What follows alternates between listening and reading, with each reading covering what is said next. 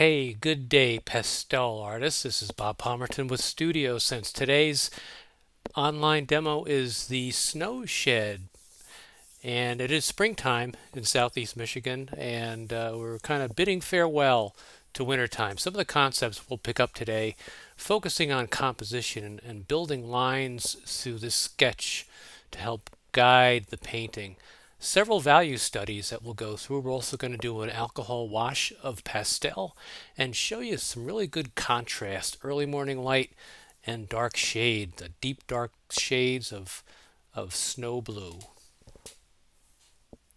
So when I first took a look at this reference photo, you'll see here on the left, I was cross country skiing that day, and I decided, I really wanted to spend a little extra time preparing for the painting, which is really important. So the four sketches you see off to the right of the reference photo, one is basically a black and white. It's really squint really hard and see where the light and the darks are, and do a black and white with a sketch with a Sharpie pen. The second sketch are the lines, and what we also call this the armature of the painting. How do we guide the viewer's eyes through the painting? So the lines are designed just like that deep trough in the snow in the reference photo, and the shade to the left of the shed there, the snow shed, kind of draws you right toward that shed. So the lines in this particular painting are really important to get that viewer looking toward the area of interest. The next sketch to the right it's basically another black and white, but it's grayscale, but really simple. Here I just said, hey, I want to build that contrast with the snow in the background closer to the shed as opposed to the snow in the shady foreground area and the darker area. So what I wanted to do with this particular simple pencil sketch was to just highlight where the lightest is and where the darkest is. Sort of like the black and white, but not quite. The black and white sketch all the way off to the left has a few more nuances there. And the last little sketch there is a true grayscale sketch with a little bit of enhancement, as you could tell, within that trough, that dark trough, and the dark shade of the pine tree. So there's my studies. I also did a small pastel on regular pastel paper, not sanded paper that I use normally, just to get some of the colors right. So let's start with those compositional lines. Here's the outline of the tree and that dark area of vegetation off to the right. Then I want to establish my horizon, where I'm going to end up placing the shed. Now the shed did not have solid walls. All it is a roof with four posts. And so what you're looking at behind the shed is actually the trees behind the shed. So is interesting. Not quite a something where you could take very good winter shelter, that is. There's the path, and I'm making it wider in the front, coming up from the lower right side on a diagonal in a diagonal sense. The number of lines I put in here to kind of convey the shadows of the snow, the ski tracks. There were ski tracks in the painting, and I added extra ski tracks beyond what was in the reference photo. You can always feel free to changing a few things in the painting. And just wanted to fix the edge of the roof there from the shed. So probably a good dozen or so lines that I've put in here in addition to the lines of the shed itself. But anyway, as you can see, the initial compositional lines are drawing you right toward that shed. And the shed is placed almost in the center of the painting. We tend to talk about, hey, don't put your focal point right in the middle of the painting. But in this particular case, you're really spending more time looking at the darkness of the tree, looking at the blues of the path and the various shadows of the trees and the twigs that are in this reference photo. And so being at the halfway point doesn't really hurt. Even though the reference photo, if you notice that, the shed is a little bit off to the left of center. So I'll kind of enhance some of the deepest values here with a hard deep blue pastel, just again to kind of get the basics. Really enhance, really go ahead and squint as hard as you can at some of these references, and you could tell the values that you want, but also some of the basic blocks of color too are helpful to see on a very high level, kind of blurred perspective. Here I'm reinforcing the darkest shades.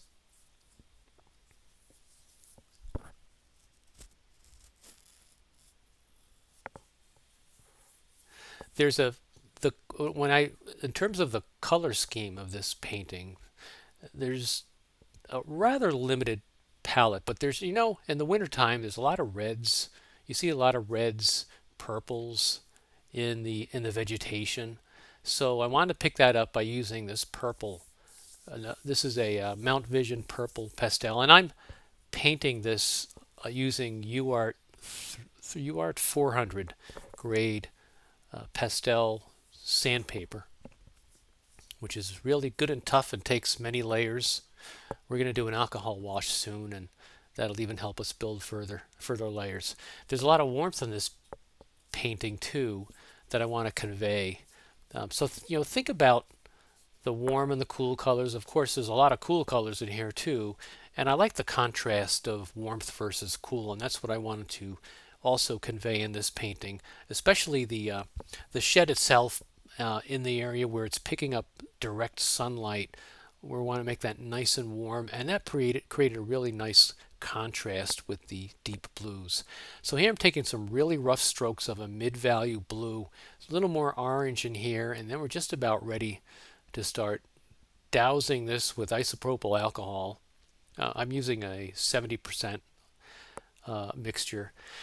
And I typically use two different brushes. Here I'm going to use a stiff brush, stiff old paintbrush. And these get really worn down from the sandpaper, so you don't want your best paintbrushes to be used for this purpose. And right now I'm just working the darks.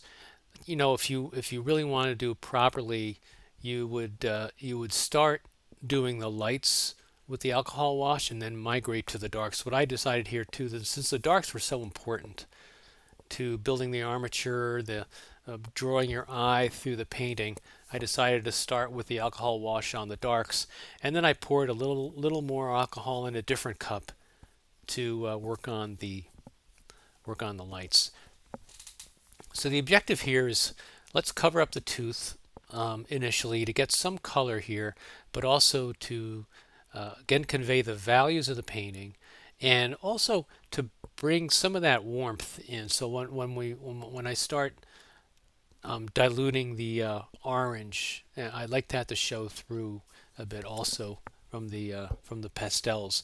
Those who have watched my videos, you know that I actually favor acrylic underpainting, but I decided to mix it up a bit here too. I mean, the underpaintings with pastel and alcohol work just fine. The acrylic gives you much more a bold impact, and it could sometimes show through in some really cool acrylic colors that you could be truly creative in creating a lot of chroma or real saturation of the color in a painting if you want some of that to show through.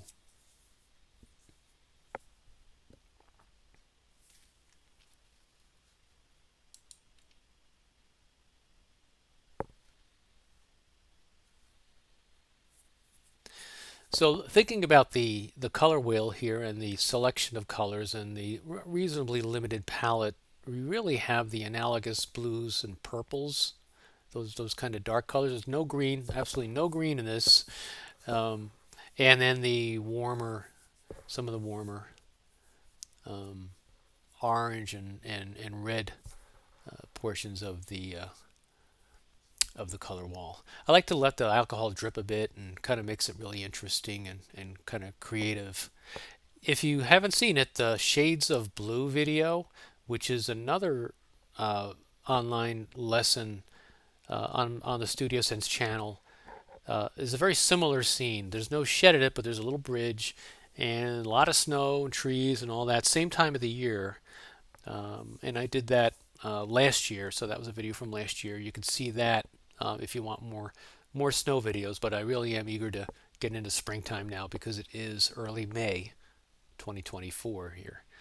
Building that contrast is really important, especially with the early sun. So you can see how I'm applying a dark brown, very dark brown, almost it's got a little bit of red in it also, right there in the shaded areas and also off to the left, further to the left of the shed. And with that dark brown, I decided also the dark, we'll call it a dark red brown, also picking up some of the same mass there with the tree. One of the true values of preparing the painting, thinking about how you want the viewer's eye to go through it, how it's going to be composed, is really thinking about values and shapes, masses, thinks in terms of value, masses, and color shapes in your painting. We don't want to get into too much detail in our work. This is a very deep green pastel. It's almost black.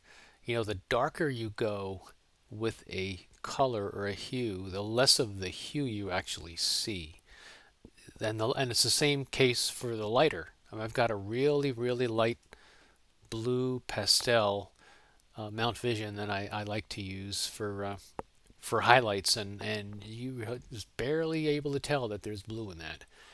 But you could have a much more colorful painting if you try to stick toward the middle range of values for your colors.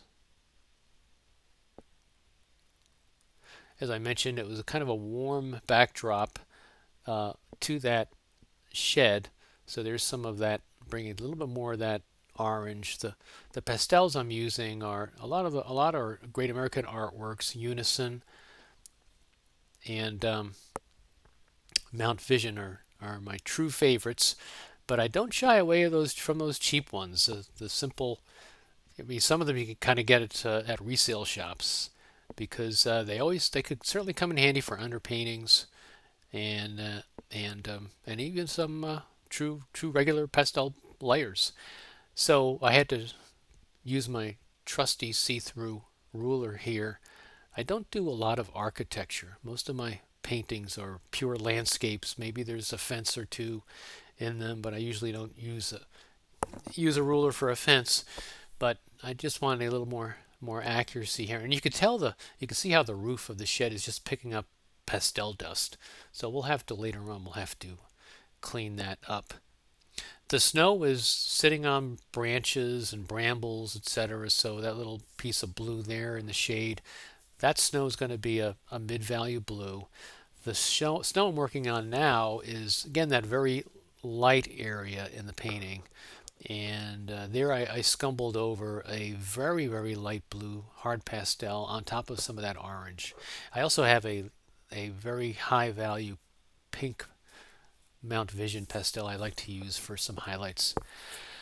So let's talk about snow, because when you think about it, when you look about it and you focus in on snow, obviously there's a lot of ridges and bumps and areas where the snow is draping off of vegetation, and areas where snow is picking up light, some very mild pieces of daylight, very where the color itself should be like a mid value rather than a light value. There's a piece of a snow track, by the way, just added in there. So, but I like to use very light purples and blues. You can use dark purples too, depending on the shaded area of the snow. Pinks, I like saturated pinks too at times. We'll apply some of that later. And certainly light pinks, a little bit of orange, a lot of good color in snow, and it's a great opportunity to experiment.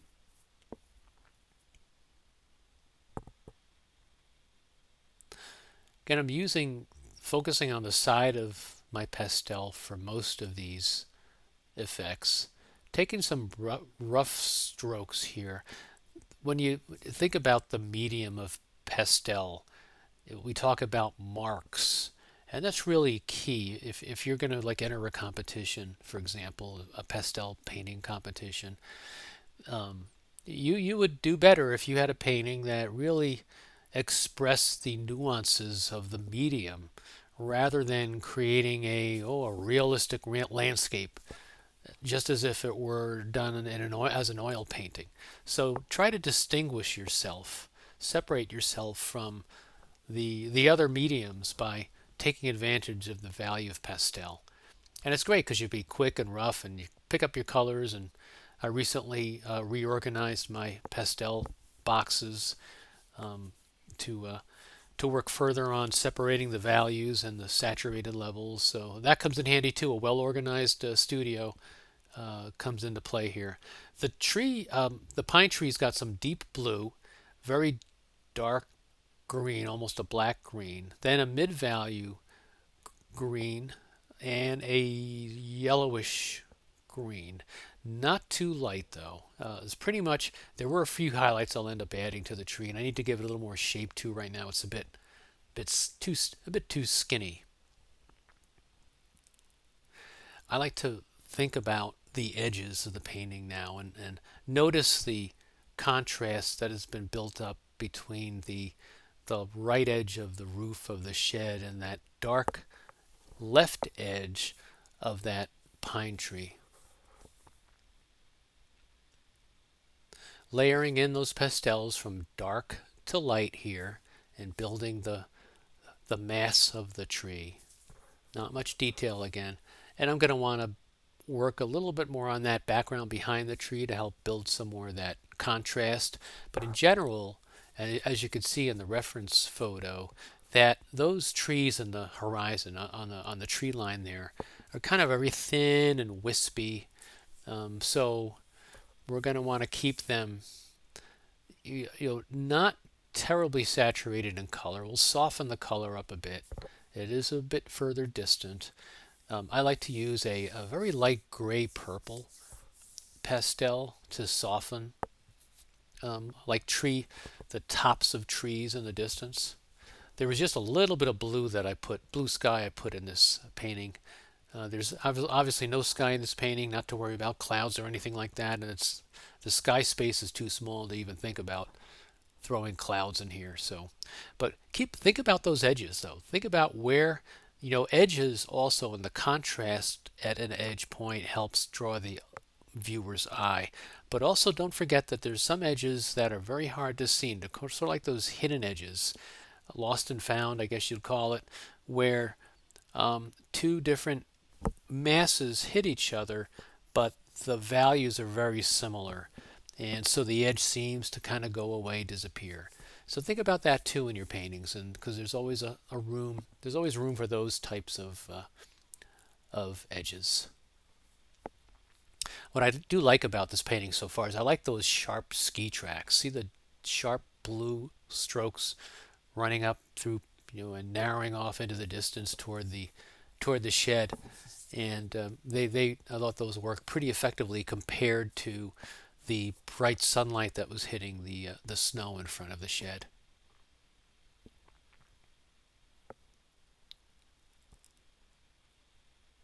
So as you can see, I tend to work on the whole painting at once, not one particular section, but kind of just um, going back and forth and seeing what I could refine. I'll photograph my paintings at the end of each painting session and then look at them during the day. Often, when I'm commuting to the office, I'll put them up on my my cell phone holder in the car, and I'll keep the painting viewed and think about what I'm going to make changes with, or where I'm going to make changes, and step back a lot from your painting and kind of take notes. Hey, let's do this. Let me do this. Let me do that. Let me fix this tree here and that tree and or that shadow, and you just kind of keep iterating on the painting day after day. So what I'd like to do is I like to paint broadly at first. So you can see a lot of these rough strokes to kind of get the basic masses in here. This is the one of the key features of the painting here is the tree. So the tree, to the left of the shed. Actually, it's more so in front of the shed and also to the left, was picking up some really nice strong sunlight. And that tree also serves a purpose of keeping the viewer's eye up along that deep blue path, up along that ski track, and up along the sunlit edge of that tree. And so that's the whole idea there, is to um, direct the viewer's eye. One thing I do look for is beware of eye traps. An eye trap is an object in your painting that causes a viewer to get stuck. so, so what would an trap be in this painting? It could be, let's say there was a rock, and it's in the kind of like the lower left side of the painting, and it had some really dark shadow on it, a really interesting color. And if there were a rock down there, I'd kind of, my eyes would kind of, I'm working on trying to get up to that shed, but then I get this rock and I'm looking at this rock, and then I look at the shed and I go back to the rock and I go back to the shed, and it's distracting. So that's sort of like what an eye trap is. Um, there's a there's a variety of types of compositions, and one is called the circle composition, and so this is almost like a circle, meaning that look at the edge of the pine tree. It dips down, and then you're kind of circling back up along the deep blue trough and the ski tracks toward the shed. So there's that circle effect, if you will. It's also maybe an S curve with the tracks. More deeper values snow, not the deepest value, but mid-value blues. Here, this was an American artwork. It's a nice soft pastel. Really helps at this point of the painting to build those layers. Really, I'm really varying between highlights and picking up a little more deep shadow.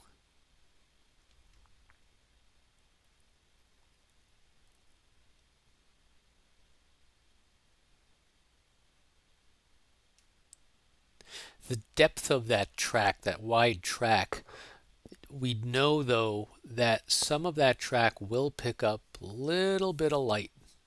So when I get to that point, we'll put some mid-value blues in there a bit, try to show some of the edging and the nuances of the depth of that track. In the reference photo, notice that, and by the way, with sometimes you might want to go back to your alcohol wash just to kind of get a sense of, okay, I want this area to be darker, so let's apply some wash to it. And if it, sometimes the wash will just, well, the wash will dry up, but sometimes it will remain a little bit dark, but it'll lighten up a bit, and then might go back over it with some more dark pastel. Again, try to see that contrast here, and often going back with the alcohol wash in various areas helps you again reinforce the contrast that you want to convey.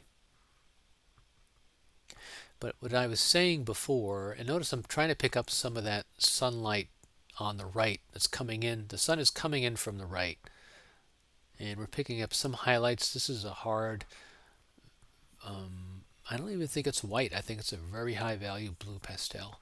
So what I was saying before is in the reference photo, in front of the shed are a bunch of grasses.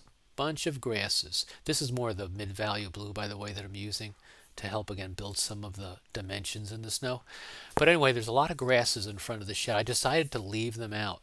So you really want to think about, if you look at a scene, especially if you're doing plein air painting, and you say, hey, you could talk about, okay, I remember an artist talking about how he'd go out with his father, who was also an artist, and he would listen to the other artists, and the other artists were always saying, well, I would move this, or I'm gonna shift that bush over there to the left, or I'm gonna create a little bit of shade over here. So they're talking about how they're gonna modify the landscape. So in this situation, I decided to eliminate those grasses in front of the shed. I wanted a balance of solidity in the painting. So there's solid areas, and that's pretty much a solid area except for the tracks going through it, and I'll call chaotic areas like the shaded blue area. And frankly, I had some hesitation with this shaded blue area because it felt like it was too complicated. There's too much going on. Are there too much streaks in it? Too many lines? Do I need to make some of that solid also? And as I thought about it, I realized, well, a lot of the direction is horizontal here. So I decided to do is I will add some vertical snow highlights and little paths that'll help break up some of that horizontal direction.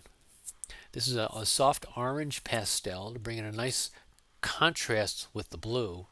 That was another approach here as I took, as I did want to bring contrast of value by taking blue and orange, which are of course opposites, and putting them together at some point, which I did there with the sun coming in to the shrubs right below the pine tree.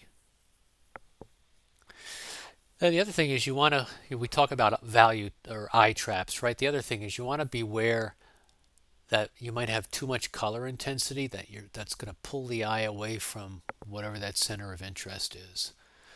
I don't think there's, I mean, there's good color here. It's reasonably saturated. I don't think it's terribly intense. I think, frankly, I think more of the intense color is right there under the shed with that orange look. Now, a fair amount of that on the left there that I added that, I mean on the right side that I added, the midpoint right where I added that orange. But I don't think there's too much intensity here to distract you. Again, if I had that rock there for that eye trap and I colored it bright pink or whatever, obviously that's going to distract any any viewer of this painting.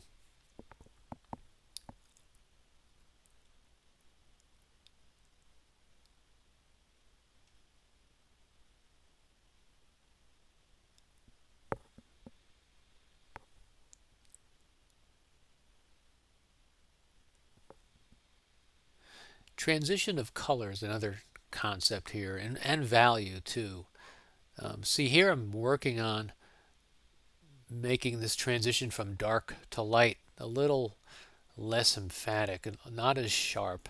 It's reasonably sharp on the lower right with that streak of light color there, with the snow, contrasting with the depth of that track. But you're going to want to soften some of the value um, contrast in here also. Again, it's a shaded area, so except for areas that really pick up a nice bold bounce of sunlight, you're pretty much going to be, you're having values that are reasonably in the same value area of the value scale.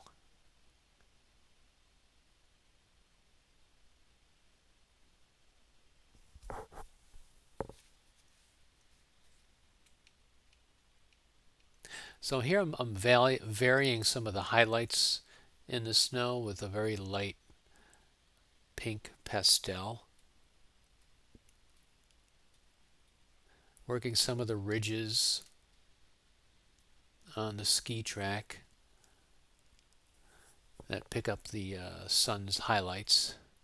And you could easily do that varying the pressure of the pastel. I mean, a softer pressure would give you a less saturated type color. Here I like to use a palette knife and to kind of do a little bit of blending, little blending in here to soften the edges. And I'll coat the palette knife with the primary pastel color that I want. That particular color actually was just simply a light, very light blue. As I mentioned before, bringing some of the highlights into more of a vertical rather than horizontal pattern helps to break up some of that horizontal look to the strokes of snow. I'll do a little bit more of that too, a little more design, if you will, in the snow. Now it's time to get back to architecture. As you can tell, it's not my favorite part to do, but we've got to do that anyway. and building out some of the negative space behind the snow shed.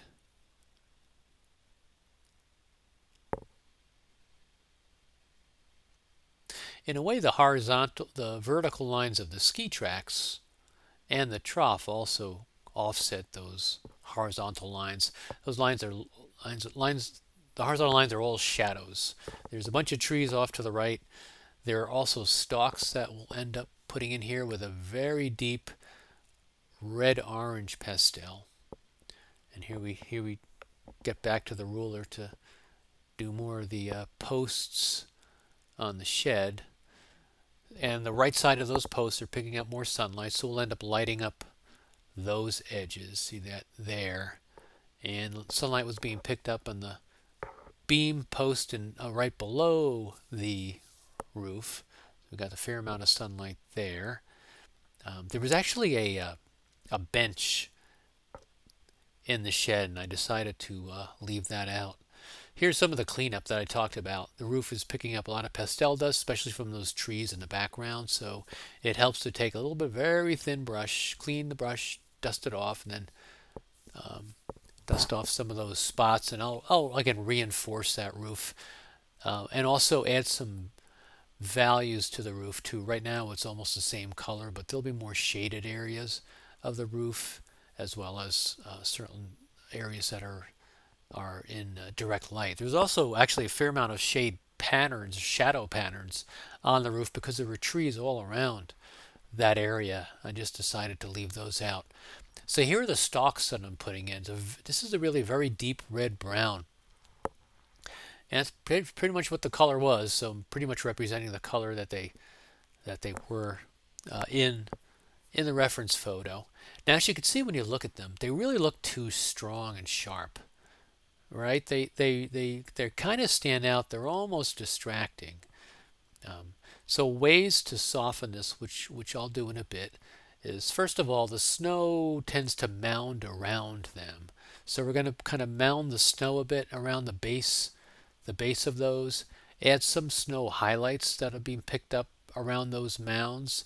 And then the left portion, actually I'm going to also vary the width by adding one or two that are a bit wider stalks than the stalks that you see here. So vary the shapes, vary the widths, vary the direction, for example, that they're bending. They're not all straight up. Some of them are kind of horizontal and bending down. But then I'll add a little bit of sunlight to the right edges of those stalks.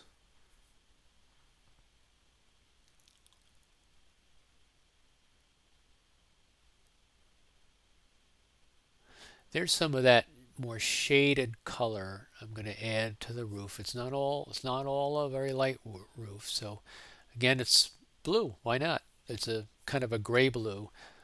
This actually was a blue color, but I kind of like the way it looked, and it even kind of helps balance out a lot of the blues from the snow. Again, continuing to work the entire canvas, varying the values to the rooftop, thinking more about that contrast again, the contrast of edge between the left edge of the evergreen and the roof. So I decided to make that part of the roof even lighter. And actually, I think it was in the reference photo where the sunlight was coming from, but that actually helped build that value contrast with the tree.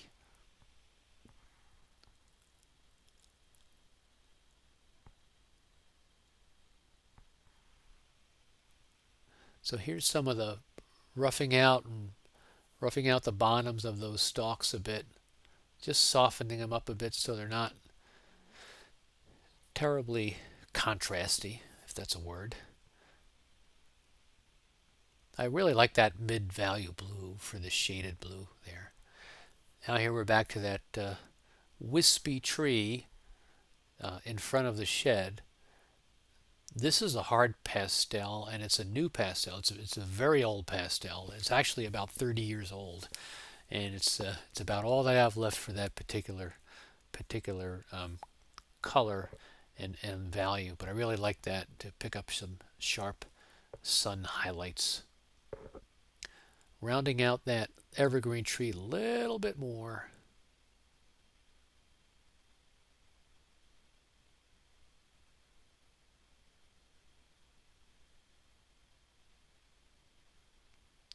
I didn't want to emphasize too much green in that tree.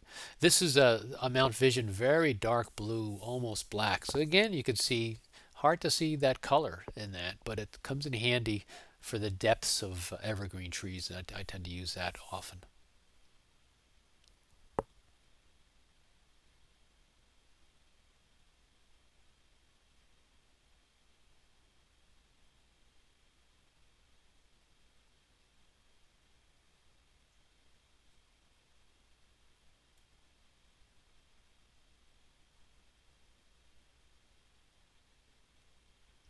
This is a hard orange pastel. Build up some of that warmth from the sunlight.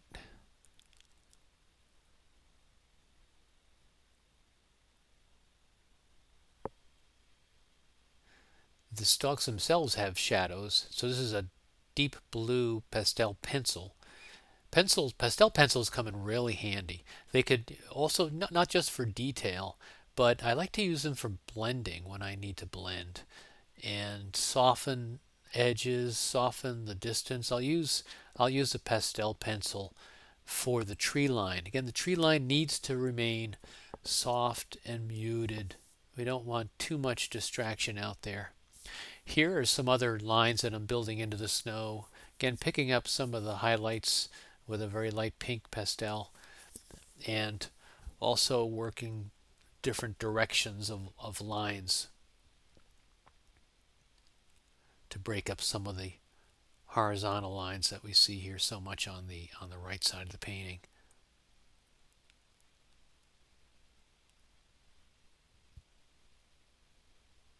Again, look at those edges. Look at the edge where the big trough breaks out and goes sort of like a T up there in front of the pine tree. So I decided I really wanted a nice contrast there with the light surface of the snow.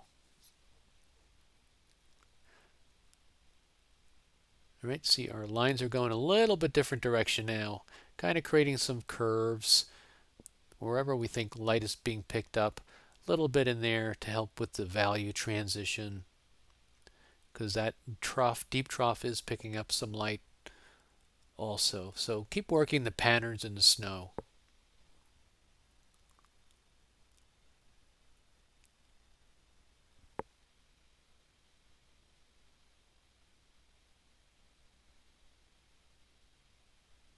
A little more contrast.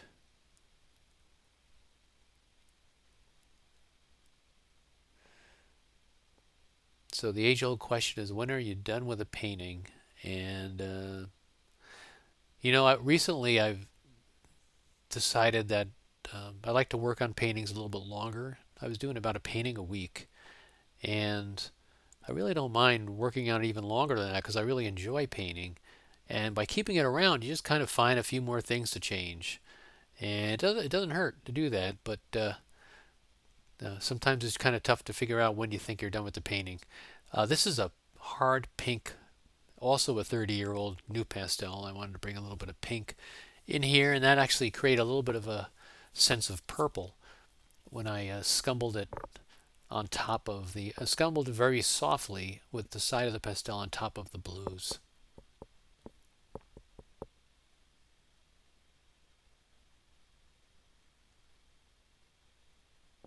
I partake in many pastel competitions, so when you think about, well, is the painting done? I usually tend to let the painting linger on for a while, and there's a lot of the technical issues you need to be clear about is when you think that a judge, uh, and it might very well be a pastel painting judge, judges your work, they're not going to be very forgiving. So so um, you want to do your best as to the technique, how you're using the pastel technique, and then the basics of the values, the composition, the choice of colors, contrast, and all that good stuff.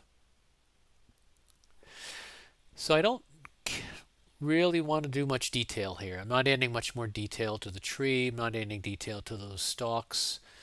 Even the snow is, I mean, it's reasonably detailed, but I wouldn't say it's overdone. As we say in painting, and as we say in a lot of stuff, is that less is more, right? So try to keep it reasonably simple. Um, I would say the simplest part of this painting is really the top half, and that again that snowy area in front of the shed, which is almost like a solid snow. Building edge of contrast edges here again with that deep brown. And here's some of the pastel pencil that I like to use to help with the blending. It's very similar to the color of the pastel that I just applied back there. And that'll help mix that in and blend it nicely so it fades in with the rest, with that portion of the distant tree line. So when you think about landscape painting, think about patterns of light and shade. Think about the format of the painting, actually. If you have a reference photo, and this particular reference photo lended itself perfectly to a vertical format. There are other paintings or photos or scenes that lend themselves to a horizontal format or even a square type of a painting. I want to also build contrast with the branch there against the orange section of the shed. So I just added that deep green there. And working again more of that pastel pencil and softening up the distance.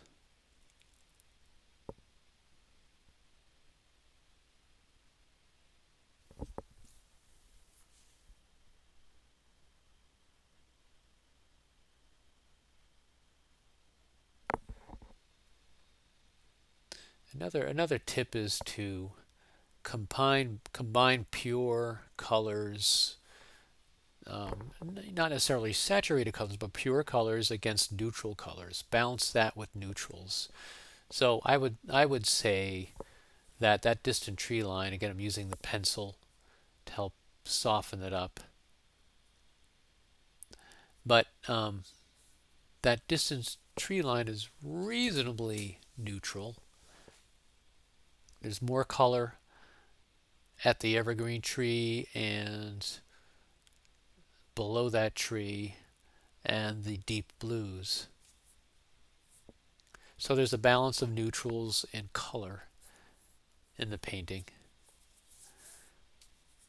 You'll also want to try to avoid placing elements in the painting too near the edge of your canvas. So I think this pine tree is not too near the edge, but like if you had just a tall tree and it was, you know, part of it just was not showing or off the side of the edge.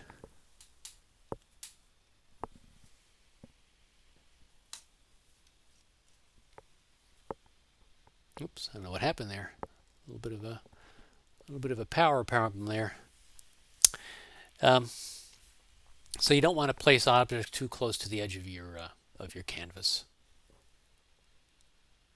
That'll kind of cause that eye again of the viewer to kind of be looking looking outside the painting, and you don't want that. Look at something else, right?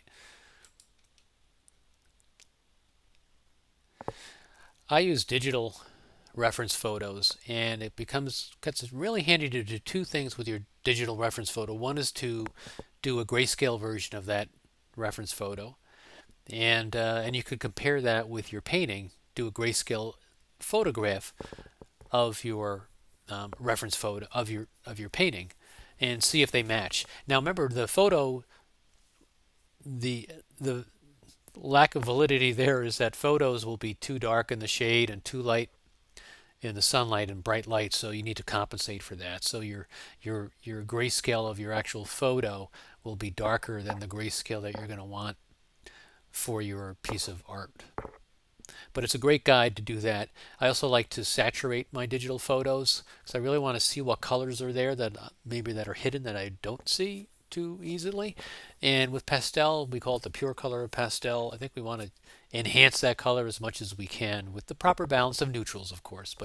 But that always becomes an interesting exercise is to look at the saturated colors and see what you're not quite seeing in the reference photo.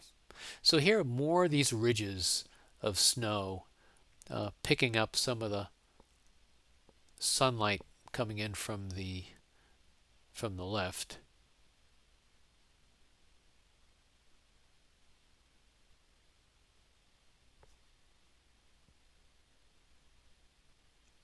So I'd say the painting itself is less cluttered than the reference photo. Notice a lot of the shrubbery also in the foreground in front of to the lower right side of the reference photo. Still a lot of twigs and branches and stuff, and I've left those out. There's also actually a couple of large tree limbs that I decided to leave out here also from the reference photo. So I got rid of those.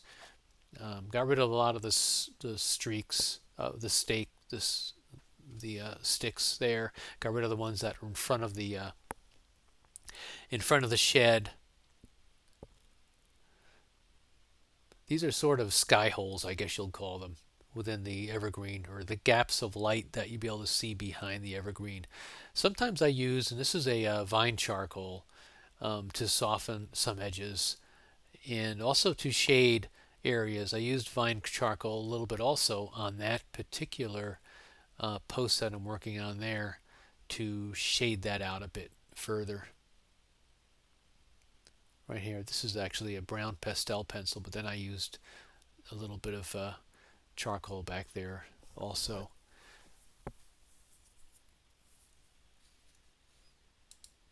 Don't forget you're going to have some snow on the edges too of the evergreen tree, so I'll add a little bit of that soon. Again, reinforcing the light snow, the whiteness of the snow out that way. Usually when you look at snow, the distant light snow, and the strongest sunlight is going to be the whitest. And you'll start seeing different colors when you get into the shade of snow.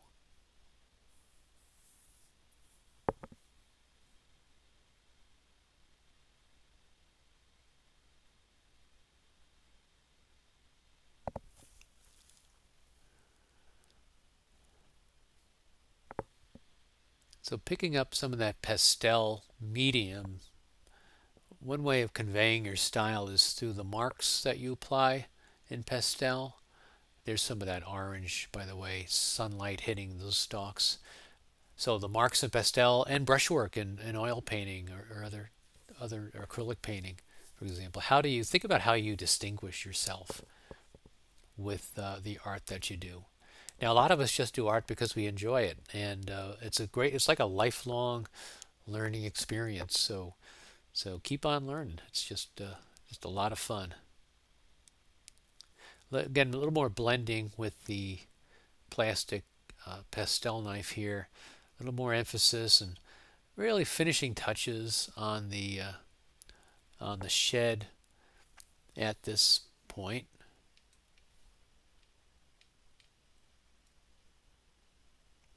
I like to convey movement in paintings, so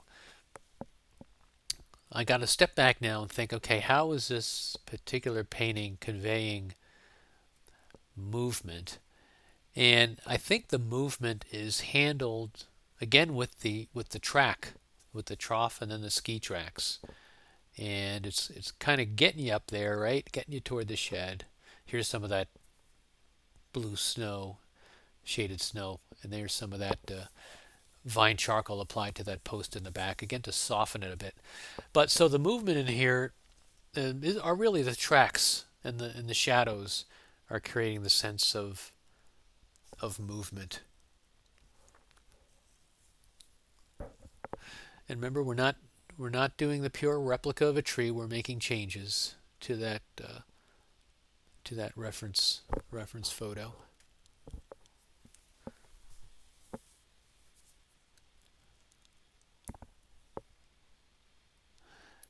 the wispy tree looked a little thin and light here, so I'm building in some contrast between the branches because it does have to show some of that darker tree line distance. So we need a little bit of that in there, so I'm darkening a little bit behind the branches. So I think those edges look pretty much done there with the contrast of that deep purple reddish color of the trees behind the roof there.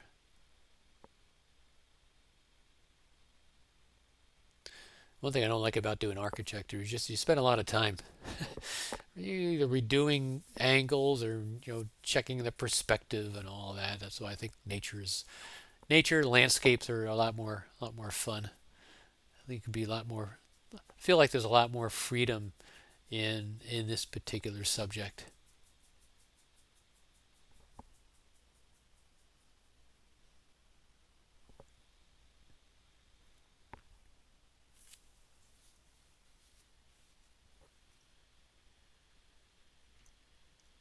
So the branches of the tree were very thin. You know how they thin out as they get higher, and you have a lighter pastel and a sharper edge of a pastel for any of those toward any of those branches that are toward the end of the tree. So you need to handle that. Can also work a little bit with pastel pencils and kind of shaping the tree a little bit there too, but I did want to pick up some of that sunlight on the right side of those branches and also the shade that was on the left side of the branches. But it was not a very thick tree, so it was a bit of a challenge to get that in there. In fact, in the reference photo, there's another tree behind it, sort of like in the tree line, but again another light tree because it was very thin branches and it was also picking up the sunlight, so it kind of conflicted a bit with this particular tree. There is the video will end, and then I did make a few modifications to the painting where I did add another stalk for a tree behind there, which I think you'll see in the final slide here of this presentation. Just back and forth and back and forth, and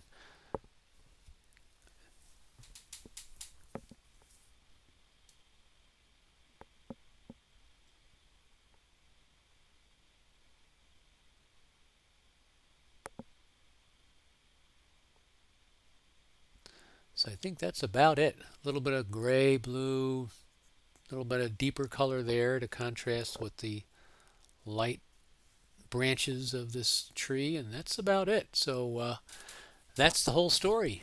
Send me an email if you'd like to get this reference photo and try this out yourself and paint along.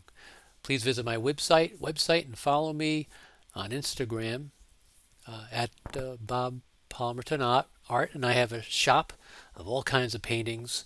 A lot of them are national parks paintings and some iconic tourist areas too. But then others are local scenes in Southeast Michigan. So hope you enjoyed it and come back again soon for the next video. Thank you.